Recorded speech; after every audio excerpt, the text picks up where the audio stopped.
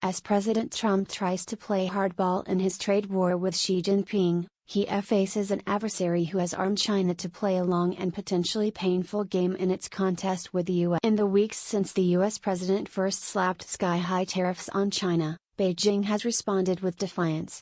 A spokeswoman for China's foreign ministry posted on X footage from 1953 of Mao Zedong promising to fight to the end against US-led forces in the Korean War. "We are Chinese," she wrote. "We don't." The Mao post and other messages from Beijing highlight what China sees as one of its core advantages against the US. While Trump and his Republican backers are vulnerable to the whims of American voters, the party that Mao built is deeply entrenched, having maintained power through more than 7 decades despite war, famine, political upheaval and financial crises. Xi isn't resting on those laurels.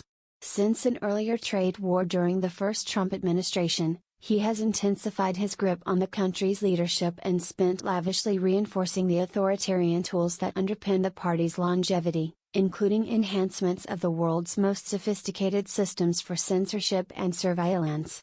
The Chinese leader wants to harden his country specifically for a confrontation with the US, urging officials to engage in what he calls extreme scenarios. Trump has already struck a more conciliatory tone this week, saying he wants to enter into negotiations with Beijing and is willing to lower the 145% tariffs he has imposed on China in his second term. The White House hasn't said what it ultimately hopes to achieve in negotiations with China.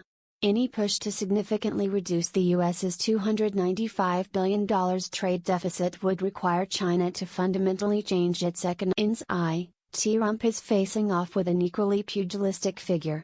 Before he even took power, Xi swiped at foreigners with full bellies and nothing better to do who had the temerity to criticize China. He has repeatedly stated his belief that the age of American dominance is nearing its end, due in large part to the capitalist excesses of the very consumer-driven economy the U.S. hopes to foist on China. Where the Trump administration is riven with factions and embraces chaos, Xi has focused on stability. He eliminated term limits in 2018 and has used an endless crackdown on corruption to centralize power to a greater degree than any leader since Mao. He has also packed the party's senior leadership with officials experienced in propaganda and security, who each have made it a priority to inoculate China against the risk of mass. Chinese society has an incredibly high capacity for pain, said Yaxing Huang, a professor of global economics at the MIT Sloan School of Management and author of the forthcoming Statism with Chinese character. There is one scenario in which stability breaks down, and this is the scenario in which there is a serious split among top leaders, as happened in 1989, Huang said, referring to internal party divisions over that year's pro-democracy protests in Tiananmen Square. China is now further away from such a rupture than at any other time since the start of the post-Mao reform era in 1978, according to. To be sure, the Trump administration can inflict real pain on China. WCH is heavily dependent on exports for growth. The country's debt-laden economy grew by 5% in 2024, according to official figures, though that number ages as its skeptics. At the start of the earlier China-US trade standoff during Trump's first term, it was closer to 7%. By some estimates, the new Trump tariffs could wipe out half or more of Chinese exports to the U.S. Economists at Goldman Sachs estimate that as many as 20 million workers in China are exposed to USC exports. No political system, and no political leader, could emerge unscathed by tariffs of the dimension proposed by Trump, if they go ahead in a sustained fashion, said Richard McGregor, a China expert at the Lowy Institute, an Australian think tank.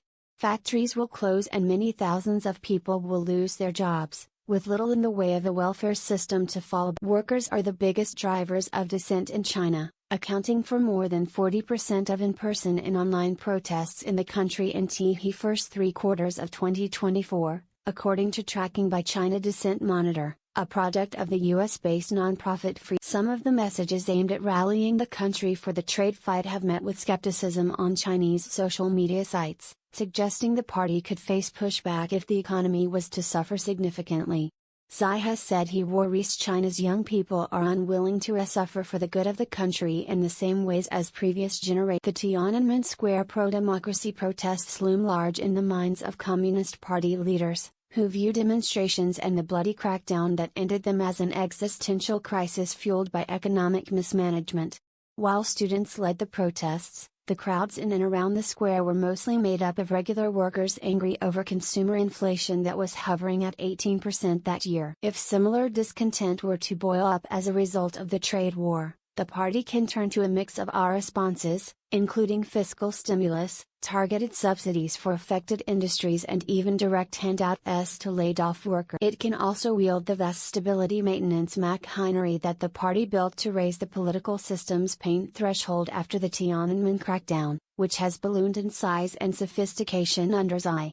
That system includes human and AI-powered censorship and surveillance networks designed to preempt dissent, backed up by an army of police and domestic security agents.